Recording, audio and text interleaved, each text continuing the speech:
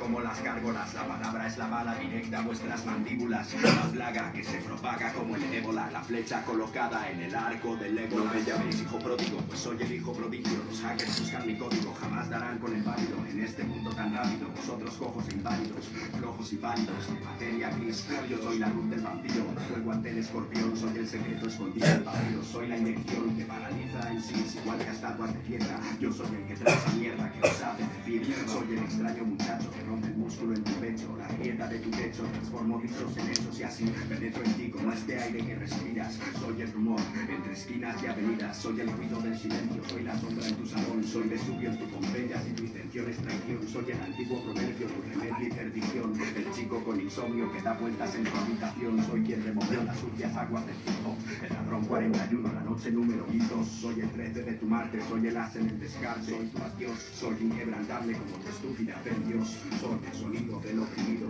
la voz del enemigo, de ese verbo imperativo. Soy el mal sabor del amor no correspondido, el planeador que dejó al emperador vencido.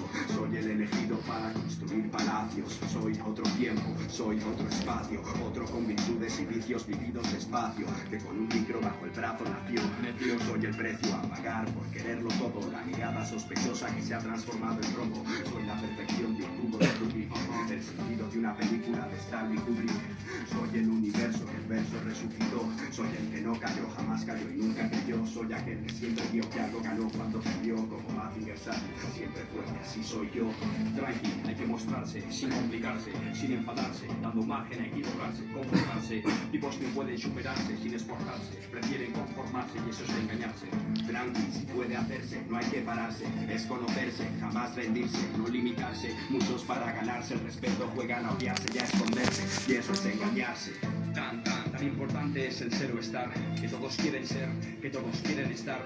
Pero si alguien me llama, diles que no estoy. Está bien. Si me encuentran, diles que no soy ni un vendido, ni un farsante, ni nada semejante. Yo siempre doy tanto, sin hablar de cuánto.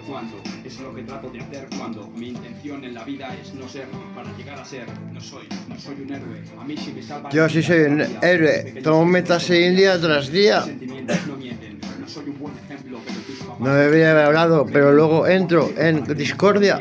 Yo no soy Robin Hood, pero el lírico tiene su leyenda. No soy un bobo, escapo si veo las orejas al lobo. Eso ya estaba repetido, tronco. De plomo y mi globo.